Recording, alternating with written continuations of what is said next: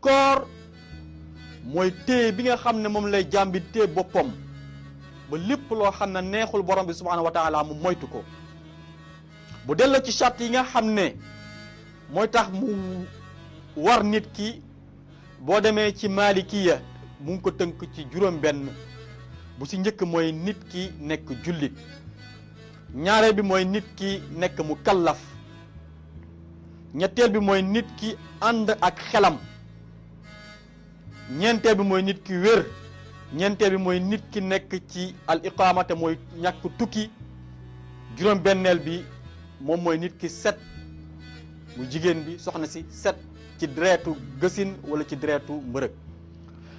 mbokk yi mu am tamit charte yi nga xam ne lañu tuddee charte yu wéral koor gi,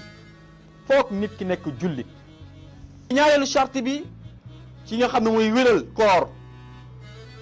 mooy koor gi nekk ci jamono bi nga xam ne si la ñu war a woor te mooy chehru ramadan. atte yu yàlla dogal yépp dafay tourner ci juróomi mbir yi: mu sàmmal nit ki xelam, sàmmal nit ki diineem, sàmmal nit ki alalam, sàmmal nit ki bakkenam, sàmmal nit ki deram. nit ki bu wooree ci ni nga xam ne noonu lañ ko sante, bu boobaa ruuxam dafay kawe, dafay yëkkatiku, ruuxam dafay sell.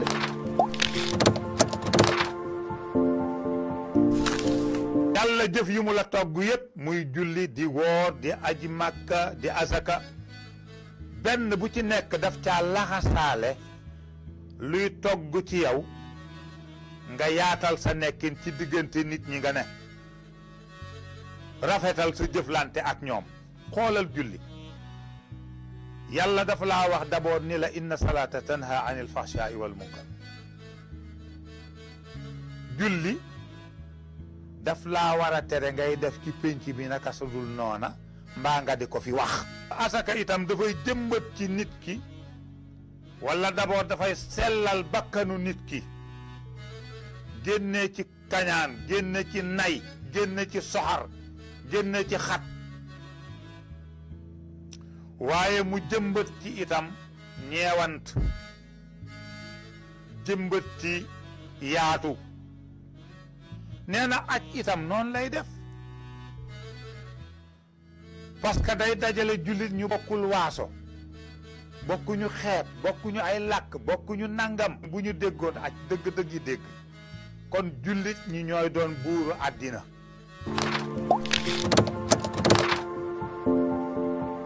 jàngat mawdu bi comme ni ko lislaam jàngalee dana laaj ñu tontu ñeenti laaj. laaj bi ci jëkk mooy maada nakul, mooy lan la ñuy lekk. balaa nga ne naam da nga fay nekk, kon est-ce que nit ki li mu war a lekk yemb na d'abord. ñaareelu laaj bi mooy limaada nakul, lu tax doom aadama di lekk, mooy dañuy poser problème mu wér-gi-yaram, ndax nit ki li mu wax léegi feebar yu bari yi am tey ci dundu doomu aadama gis nañ ne la ko sabab mooy seen wér-gi-yaram ak seen lekk ak seen naan, seen dëkkuwaay moo demeetul na mu war a demee. kon ñetteelu laaj bi mooy mata nakul, mooy kañ la ñuy lekk ak lan la ñuy war a lekk. yàlla dafay daal di tudd xalaalan tayiban. dina ñeenteelu laaj bi mooy kayfa nakul, naka la ñuy lekkee, ndax nit ki mën na am dundu tal ko man ko, waaye bu lekkee lekk gi du ko jëriñ lam ko war a lekk, ndax la ko waral mooy nam ko lekke moo baaxul, mooy sàmmantuwul ak teggin yi nga xam ne noonu la lislaam bëggee doomu aadama bi lépp lu muy jëfandikoo mu jëfandikoo ko noonu.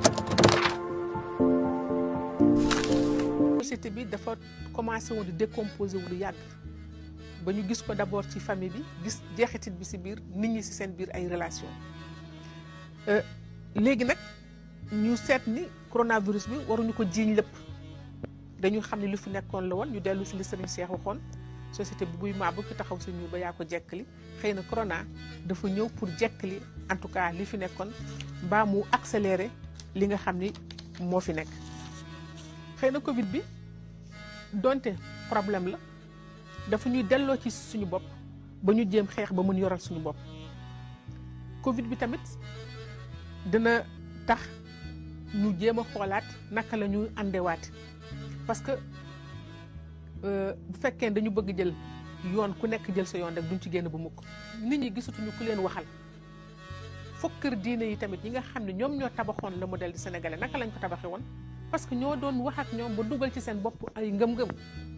est-ce que waa kër diine yi ñi ngi koy def ba léegi en tout cas am nañ rôle bu rëy am nañ responsabilité bu rëy boo xam li ñuy wax mujj puso mu réer sa loxo loolu kenn ñaanu ko yàlla war nañ xam ni il est possible tey ñu construire un Sénégalais boo xam ni Senghor doon waxee enraciné dans sa culture mais ouvert sur l'extérieur te may tëje ni prototype boobu pour man sëñ Babacar moo ko représenté.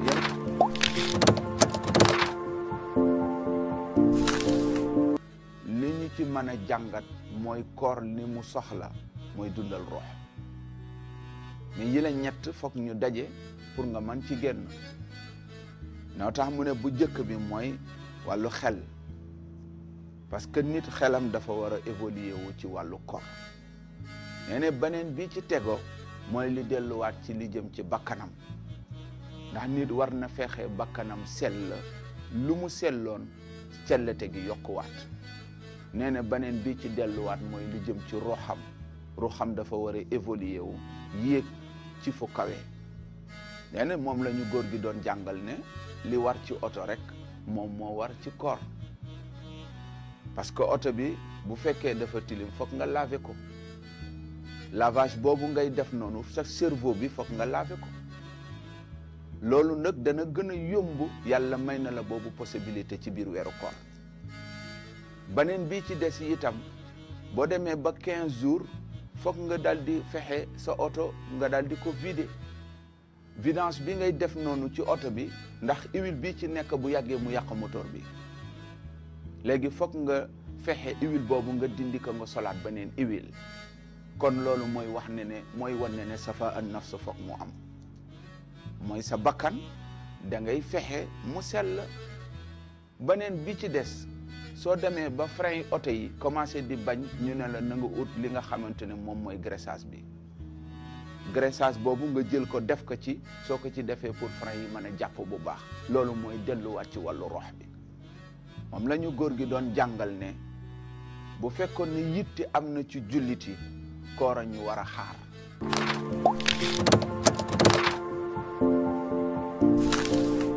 ñu jéem a mettre en place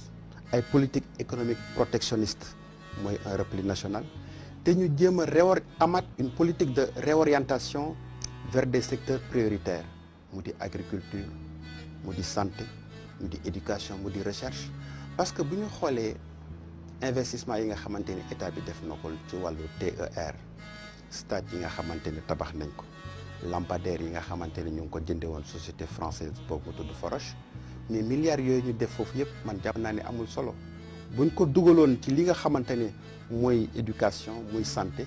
li ma tàmm di wax Sénégal yi ci boppam ñooy liggéeyal seen bopp lu leen di defaral TER te teg ci sax dañuy naxee ay termes croissance am ngeen taux de croissance 6% 7% mais lan mooy croissance la croissance ce n'est rien d'autre qu'une accumulation de richesse xaalis bu ñu jàll rek wala xaalis bu ñu suul la alors que fi ñu war a gën a taxawee mu di les indicateurs de développement les indicateurs de bien-être mu di ko bëgg faju jàng bi normal ak ce qu'on appelle les indicateurs de bien-être kon ñu naxee ñu loolu tout le temps suñu dëkk yi di tudd croissance alors que vraiment bu ma sañee ne li ci ëpp croissance bi secteur tertiaire moo koy porté te bu fekkee secteur tertiaire bi moo koy porté daanaka xaalis bi yëpp dafay nekk une croissance ñu koy tuddee extra vert.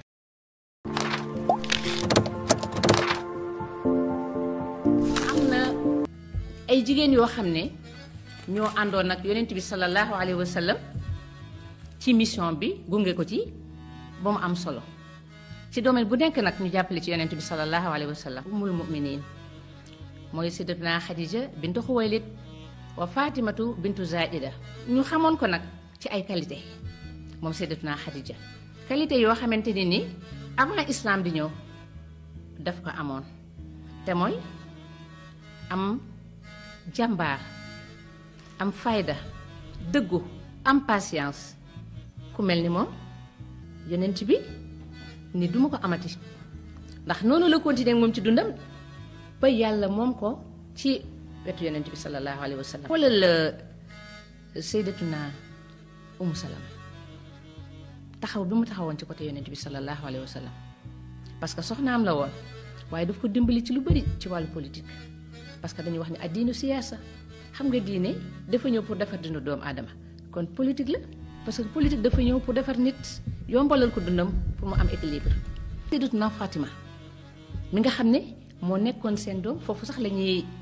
jeexale moo nekkoon seen doom gën ci ndaw waaye mu nekk sayyidatu xayri nisaa il alamin moo tax yonent bi ku ko soppoon la dafa daan wax ni Fatima bidaatun minni Fatima dogit la ci man lépp lu ko naqari daf may naqari lépp lu ko metti daf may metti waaye sayyidatuna Fatima jàppewul woon ne papaam yonent bi mooy papaam rek waaye dafa taxawoon taxawaay ku wax ni ku war a taxaw ni danga war a jàpp ci mission yonent bi sallallahu alayhi wa sallam mission boobu tamit ba léegi mi ngi ci ay loxo kon lan moo war jigéen ñooñu nag mu amoon ñu amaat yeneen jigéen yoo xam ne dinañu mën a indiwaat portrait yooyu ah lu yomb fii la nag Sénégal ndax am na fi ay mag yu baax yoo xamante ni tabaarakallaahu. Le leadership est alors la capacité de diagnostiquer benn et comprendre le monde c'est-à-dire ki nga xam ni moom mooy leader il faut que mu xam contexte bi mu nekk lan la xam li xew la ñuy wax afdalul ilm ilmul xaal xam li xew. Serigne Cheikh Ahmed Tidiane Sy Al Maktoum yal na yàlla yokk leeram taas ñu ci barkeem dafa tënk leadership bu yonent bi sallallahu alayhi wa sallam ci fukki mbir ak benn mu ni yonent bi dañ ko joxoon pouvoir te nekkul dictateur mu nekk lu am solo ñu joxoon ko diine te nekkul woon làbbe ñu joxoon ko koom maanaam koomuk àdduna te tëxatul moom yonent bi sallallahu alayhi wa sallam yàlla subhanahu wa taala daf ko nattoo woon mu ñàkk moom yonent bi waaye musul nekk baadoo la muy nekk leader yëpp yàqul woon dara ci digganteem ak njabootam ñamu bokkal deret juróom-benneeli jikko bi nekkoon ci yonent bi sallallahu alayhi wa sallam ba tax mu réussir leadership am mooy dañ ko xamloo mbokk te sonnalul kenn moom yonent bi sallallahu alayhi wa sallam yàlla daf ko joxoon cofeelam waaye beewul ñu jox ko xel moom yonent bi xel bu ñaw waaye doye diwul yàlla def ko góor moom yonent bi sallallahu alayhi wa sallam waaye musul doflu yàlla daf ko jox kattan mu am kattan nekk góor pire mën ñëpp waaye musul utiliser dooleem ci ay noonam bu daan jekku sax dafay baale waaye daamul jekku di jekkali moom yonent bi sallallahu alayhi wa sallam ñu xamloo ko àdduna pire te sonnalul kenn moom yonent bi fukkeel ak benn bi mooy yonent bi ñu def ko buur waaye musul tabax lu pale te musul am ay garde corps donc il est temps ñun ñi am cofeel ci moom leader yi kilifa diine yi nu mu tuddati maanaam père de famille ndax yonent bi alayhi salaatu salaam à part li mu doonoon yonent leader la woon ci biir famille wam ndax la mu réussir mooy lan bu duggaan biir famille wam dafay summi mbubbal yonent doon père de famille doon un mari pour ses femmes ñun nag tey résultat bi lenn rek la mooy ñu teg tànk fa mu ko tegoon moom yonent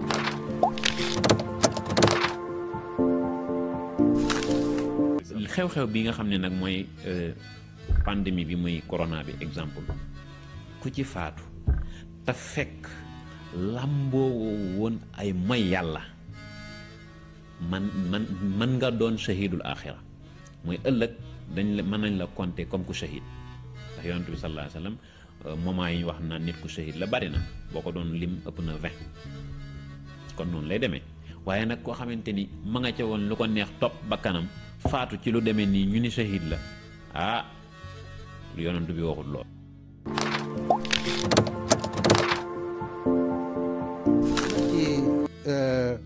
ci Tijaaniya en tant que benn doctrine boo xam ne dafa yar waaye yar bi mu yar dafa am ñaari parti yoo xamante ni boo ko nattee ci biir yar ba da nga ko ca fekk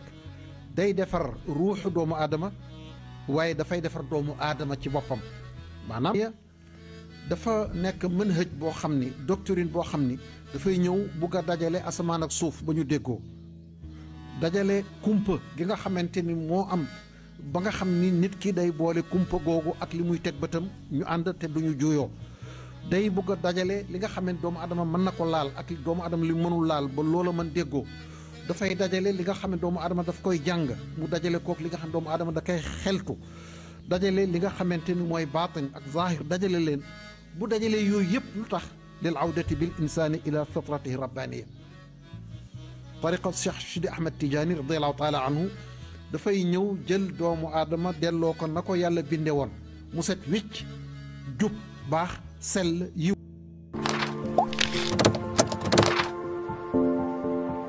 dañoo nekk ci wàllu éducation mu ne dafay am relation buy dox diggante ñaar diggante kiy yare ak ki muy yar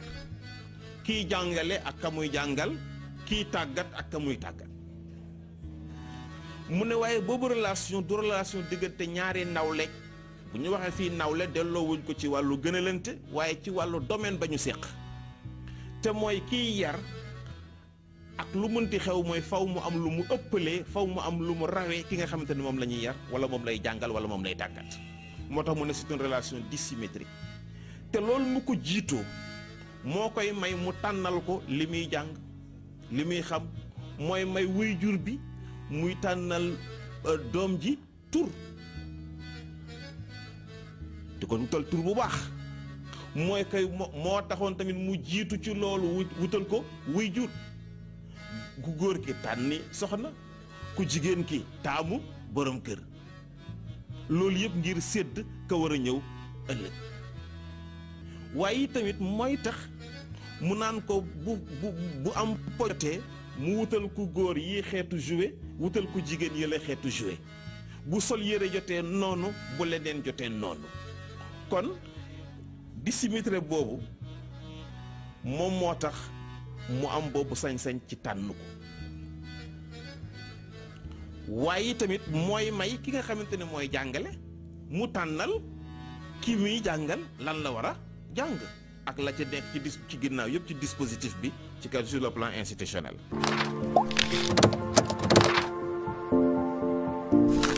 ni ko boroom xam-xam yi tënke ñoom dañuy wax ne al fatwa bayaanul xukm shar'i liman saala anhu ala gayri wajhil ilzam nee nañu mooy nga biral àtte lislaam ci koo xam ne kii laaj na la ko donc dafa mel ni al fatwa wala ubbee gi mu ngi ñëw gannaaw bu ko laaj te jiitoo kiy def fatwa bi li ko tënk mooy li ñu tudde al intibaat al manhaji mu am discipline méthodologique bu fekkee mënoon naa ko waxee noonu santewuñu al mufti mu yegg ci loo xam ne day am certitude que ni nii la ko borom bi bëggee discipline méthodologique boobu lan lañ ci jublu mooy mu tënku ci source yi nga xam ne mooy ballalukaayu xam-xam yi source yi mooy alquran donc am na yoon wu ñu ciy génnee xam-xam ak i jumtuwaay sunna yonent bi ak ijmaam mu teewal li ñu tudde mooy maqasidu sharia mooy jubluwaayu sharia parce que sharia atte bu mu andi rek am na lu mu bëgg a saxal ak Cheikh Ar-Raysuni mooy wax ne bu ñu nekkee ci jamono bu normal ku ne mën na wax waaye nee na bu fekkee ne dañu nekk ci jamono fitna nanu fexe ba boroom xam-xam yi rek di wax.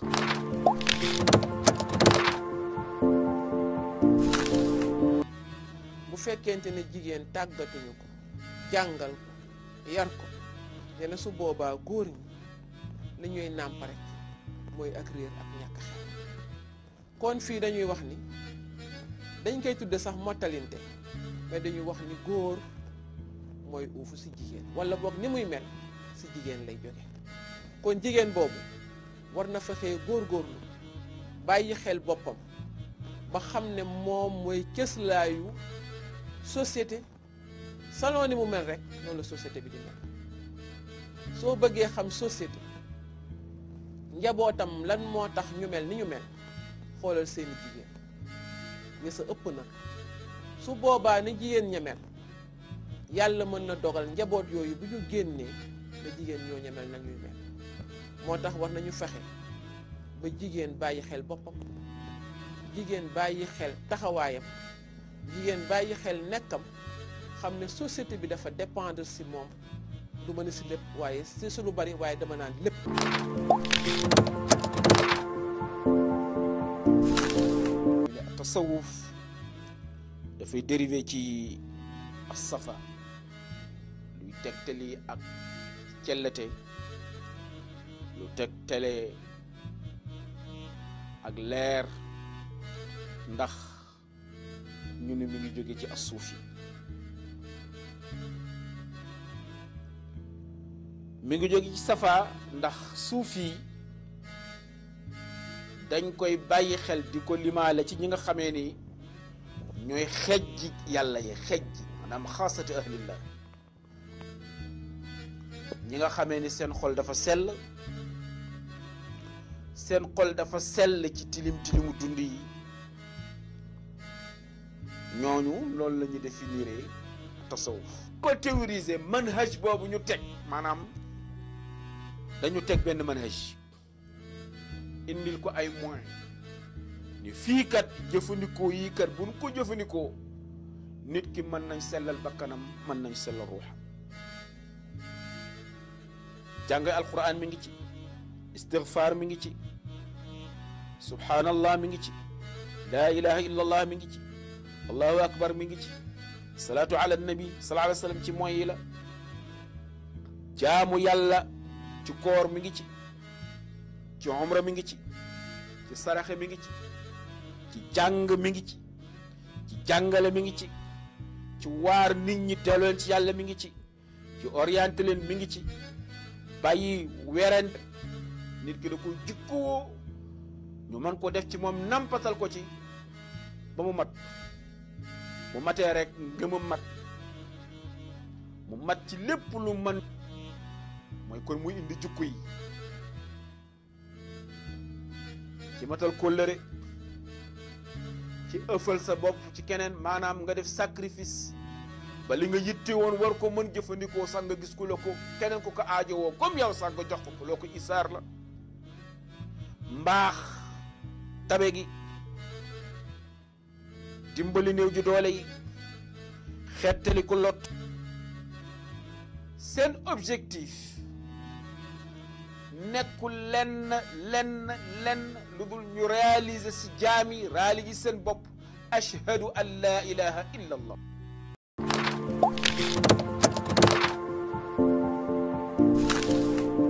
baatu riba ci wàllu luga arabi ca langue arab mooy dolli dara ak ziyaada, dolli dara pour mu dollee ko. waaye bu dee ci sharia nag mooy nga dolli benn ci ñaari xeet yoo xam ne yii dañoo bokk benn xeet, nga def wàllu jaayante ak jëndante nga dolli ca. jox nga nit ki masalan 2 kilos ci dugub, moom itam mu jox la 4 kilos, kooku xaram na. mais bu doon ceeb ak dugub mën na nekk, ëpplante mën na ca ne, mais nag teggi teg lay doon. bu doon wurus ak xaalis ëpplante mën na cee nekk, waaye teggi teg lay doon. moo tax yonent bi ni bu fekkee nag xeet yi wuute na, jaay leen nu mu leen neexee, bu fekkee teggi teg lay doon. mu ni kon jëlee nañ ci Jaabir ibnu Abdullah ci saxiix Muslim mu ne yonent bi sallallahu alayhi wa sallam rëbb na kii lekk riba ak kiy joxe riba bi. ki koy lekk bu la ne ki koy lekk déjà la nga xam ne danga koo lekk muy riba, wala nga naan ko mu jóge ci riba, wala nga sol ko mu jóge ci riba, wala nga tabax ko mu jóge ci riba, loolu lépp day dal di dugg ci loolu. kon kii lekk riba ak ki nga xam ne moom moo koy joxe, mooy joxe riba bi, parce que kii lekk la muy lekk dafa am ku ko jox. moo tax yonent bi sallallahu alayhi wa sallam wax na ni dirhamu riban yakuluhu rajul wa huwa ya'lam ashaddu min 36 zinyatan. mu ne dërëmu riba boo xam ne bii nit ki mu ngi koy lekk te xam na ni lii riba la, moo gën a tar, moo gën a garaaw fanweeri njaaloo ak juróom-benn.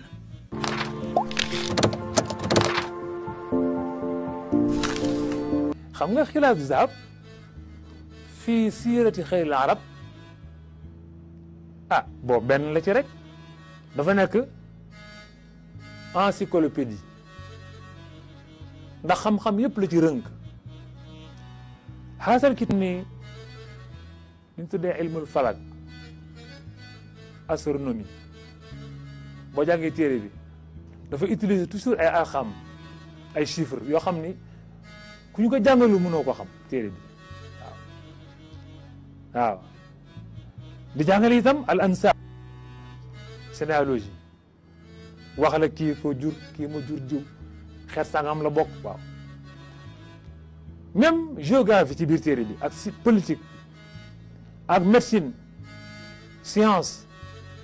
ak même li ñu tuddee ihsaiyat ndax way dafa gaaw ci tënk xam-xam daañu joxe ay misaal maam moo di jël miim def ko muy xaafiyam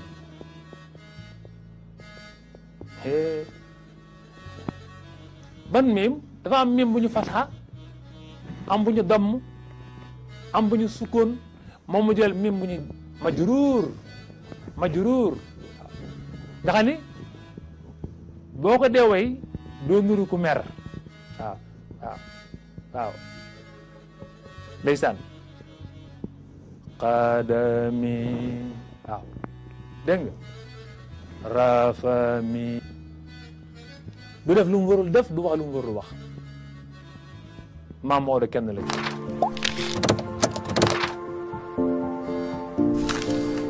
dernier point bi nga xamante ne nag moom lay mujj ci danger bi mu def ci xale yi te moo ci ëpp solo mooy li ñuy wax al idman mooy lan mooy xale yi bu concentré wu ci réseaux sociaux day dem ba nekk dorog ci moom maanaam day dem ba mel ne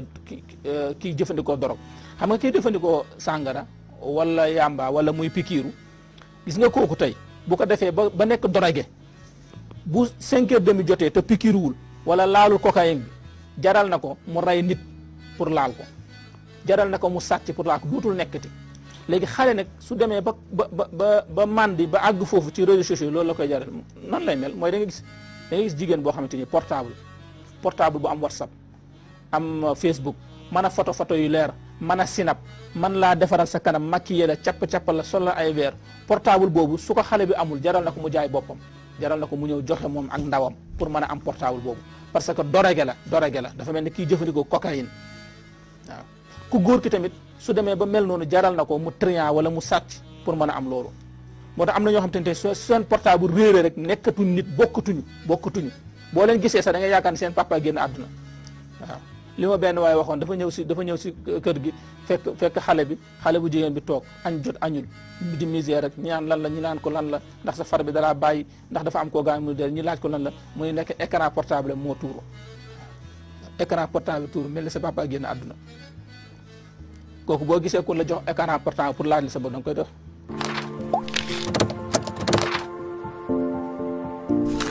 développement durable moom mooy que suuf si ay flux nit ñoo fiy jaar jamono bu ne daanaka téeméeri at yu ne buñ ko nattee génération jaar fi jëfandikoo suuf si bay ci suuf si jël ci jën yi dagg ci àll bi dëkkee dem ñeneen ñëw suñu continuer loolu xëy na te defuñu ko ci calcul teguñu ko ci calcul dinañ dem ba suuf si xëy na dina jeex ñeneen ñi fiy judd duñ mën a judd parce que au départ dañ ne woon environnement bi de loo ko def mu baaxaat boo daggee garab dina saxaat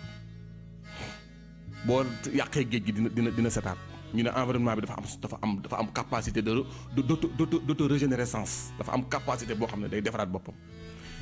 mu am ñaari courant en économie yuy affronté wu ci loolu muy am le courant des orthodoxes mooy ñi nga xam ne économie bi ni muy doxee nii ñoom ñoo koy promouvoir maanaam le capitalisme la création des richesses l'accumulation du capital di dajale rek. mu am ñoo xamante ni dañoo gëm ne dañoo war a xam ne environnement bi am na fu mu yem moom la ñuy wooyee les économistes hétérodoxes ñooñu dañoo gëm ne environnement bi il faut ñu sàmm ko. pourquoi ñu war ko sàmm moom mooy que ne li nit ñi yaakaar ne environnement bi bien illimité la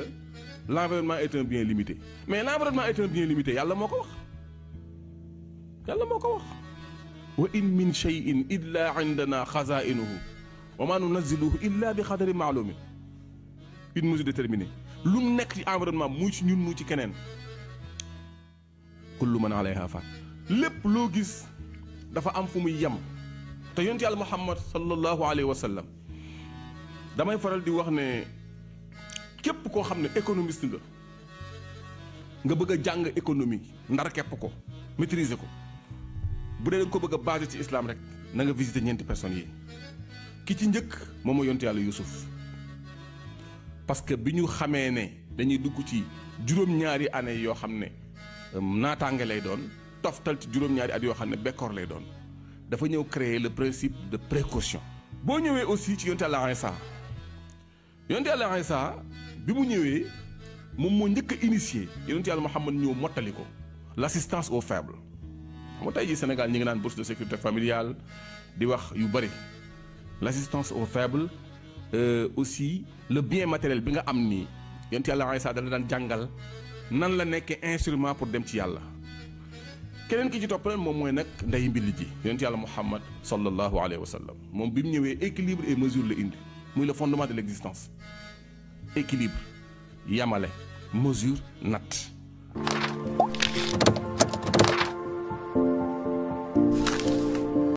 ci dundam sori ba muy yëg ak wàññiku ci kàttan ak ci yeneen yi ci aju ñu di ko tudde mag, mu ne kooku bu ko ñaar seqee muy néew kàttan ak ber, ban solution la ñuy wut? ihfaz, sàmmal shababaka, sa kàttan. boo ko defee yaxfaz laka, mu sàmmal la sayxuuxataka, sa mage. sa kàttan sàmm ko, organiser ko, mu organiser la sa néew kàttan. dañu mos a laaj al imam al Hasan al Basri, nga xam ndax kenn du la fekk nga stressé, ban secret moo la may lool? mu ne man dey li ma may loolu moo di bi ma wooree ne li yàlla bind ci sama jët tudde ko wërsëg kenn du ko jël ku dul man, booba la sama xel dal. bi ma wooree ne amali laa yaqumu bihi gayri, bi ma wooree ne li ma war a def kenn du ma ko defal, man dong maa koy defal, ci laa ko yittewoo. waaw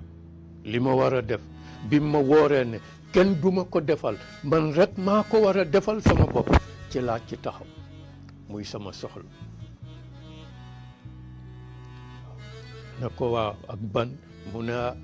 bi ma wooree ne bëtu bërëm bi du teggiku ci man, ci laa rus mooy yàlla. mu ne bi ma wooree ne ci bàmmeel laa jëm, ci laa ko waajal. kon ñeenti yi